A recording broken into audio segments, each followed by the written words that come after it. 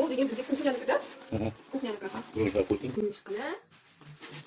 Мамысы. Это бет нәрсе. Потом нужно делать. Да, не, осымен ішіне, оның ішіне лампочкасы бар шығар, мына баланы, а жоқ, бұл бізде кухнянікі.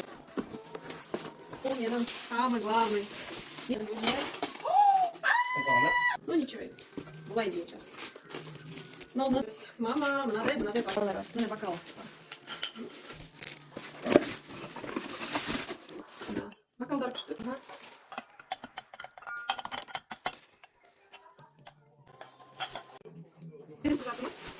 А бұл бізді кошки дейді. Кошки бұл біздің люстрамыз. Интересный люстра тұстанда да. Мынадай екі торғайы бар.